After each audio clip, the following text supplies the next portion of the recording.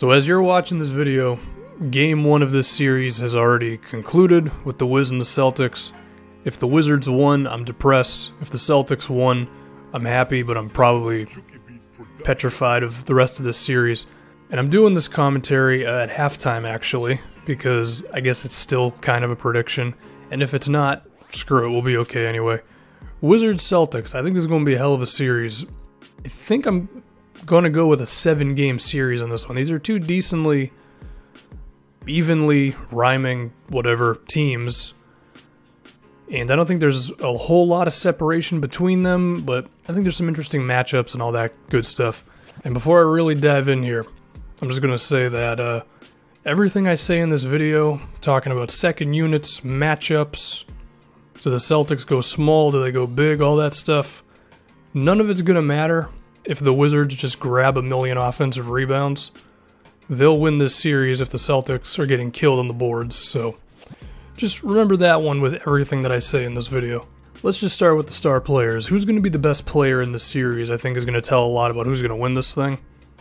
Now, I would say the best player in the series, period, is John Wall, but for a 7-game series, I could picture Isaiah Thomas's scoring totals just getting to the point where those trump anything Wall does with his playmaking and his attacking the rim and his defense. And if we can just start with Isaiah, I mean, if John Wall is defending him as well as being the primary ball handler for this team, there's a chance the guy could get tired. And of course, the Celtics are going to run a lot of off-ball stuff for Isaiah. And Wall's a damn good defender, so I think he'll be fine for a good amount of it, but at a certain point, if you're asked to be the top dude on offense and defense, that could be difficult. I mean, that's what happened to Jimmy Butler in the last series. The dude just got tired after a while defending Isaiah. So I would see Wall probably not defending Isaiah the entire time. Thing is, the Wizards don't really have themselves a lockdown defensive player. I mean, the closest thing would be John Wall. I mean, Bradley Beal, Otto Porter, I could see all these guys having time on Isaiah. Besides that, the Wizards are going to have to be ready to switch and bring a lot of help defense when he's moving off of screens and all that. Now if we can get to John Wall, in terms of just one-on-one, like beating guy off the dribble, Celtics have a lot of strong perimeter defenders, Marcus Smart, Bradley, Crowder. So I don't think Wall's just going to be able to just go isolation all the time, but I do think he can, be in the pick and roll and beat his guy off the dribble sometimes. He's John freaking Wall. Like, he's going to be a beast in this series. He was a monster in round 1 against the Hawks. I assume Isaiah Thomas is not going to be defending him for obvious reasons. I would put Isaiah on Otto Porter, and I would have Bradley defending Wall most of the time. But I say this, and during that first half, Isaiah actually defended Wall some plays, so I don't freaking know. But I actually think there could be a little bit of Jedi mind tricks going on. If you put Isaiah on Porter, the Wizards might psych themselves out and start running all their offense to get Otto Porter to score on the mismatch, and then as a result, John Wall isn't killing you anymore. I mean, Scott Brooks is the head coach, it's worth a shot. What I would probably do if I was the Wiz is just have Otto Porter screen for John Wall, kind of like what the Cavs do against Steph Curry. Force Isaiah to play some defense, but still have John Wall and Bradley Beal be the emphasis of your offense. And speaking of Bradley Beal, another interesting one is who's going to be the third best player in this series? Is it going to be Bradley Beal, or is it going to be someone on the Celtics, whether that be Bradley, Crowder, or Horford?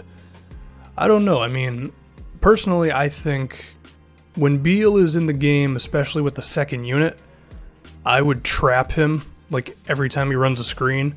Force the rest of the guys to beat you. Like, Brandon Jennings is historically inefficient.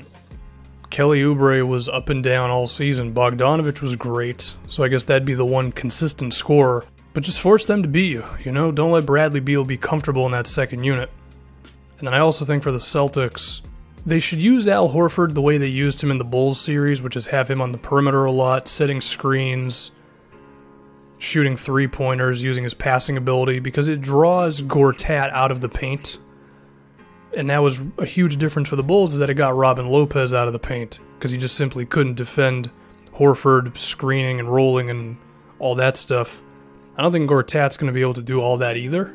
Then, of course, the conversation of, well, Gortat can make it up on the other end with offensive rebounds and using his strength against Horford. That's a valid conversation, but you got to play to Horford's strengths, and I think Gortat could have some trouble with that one. So the third best player is going to be interesting. Is Bradley Beal going to be the big 20-point scorer for the Wizards, or are the Celtics perimeter defenders going to be able to just defend him, and then is Horford going to be really comfortable against the Wizards centers? But now let's talk about the lineup the Celtics will use. So in the Bulls series, besides Rajon Rondo getting hurt, going to Gerald Green from Amir Johnson was huge because it made you a whole lot better of a shooting team, more athletic, the spacing was significantly better, you ran your pick and roll offense with Horford, and there were just too many damn shooters on the floor for the Bulls to deal with it. Do you go to that lineup against these guys? Well, part of me thinks you should, because if you have Amir Johnson in the game with Al Horford, then Markieff Morris is going to defend Horford, and then Gortat's going to defend Amir Johnson, which means Gortat can just do whatever the hell he wants around the rim, because Amir Johnson's not going to kill you on offense.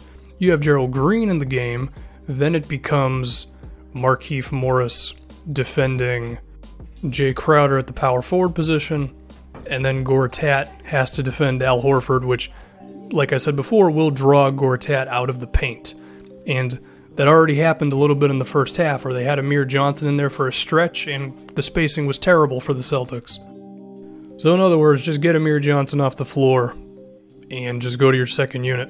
Speaking of the second units, the Celtics one is pretty good. Marcus Smart's playmaking, Kelly Olynyk's shooting, Terry Rozier seems to be alright a lot of the time, and they do well within Brad Stevens' offense, a lot of movement and all that stuff.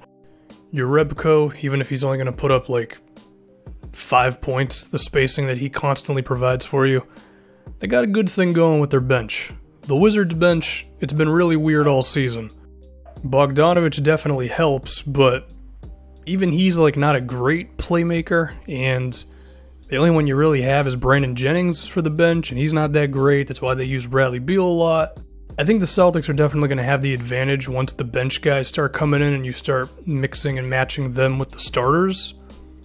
And that could be enough to really sway this series, because, I mean, Brad Stevens knows what he's doing there.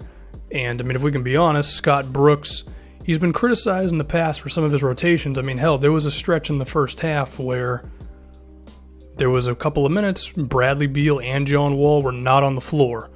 And we criticized the guy a lot for, at times, not having Kevin Durant or Russell Westbrook on the floor. So, he's going to have to just simply not do that. But I think the Celtics have the advantage when it goes to the depth regardless. And I actually think as you go deeper into the matchups and coaching adjustments that can be made, I do think the Celtics have a lot of the advantages, and that makes sense given that they have the better head coach, and like I mentioned, their second unit is just simply better. But the strength of John Wall and Bradley Beal, on top of offensive rebounds, could just be too damn much for the Celtics to overcome anyway. I think this is going to be a hell of a series. I think it's going to go 7 games.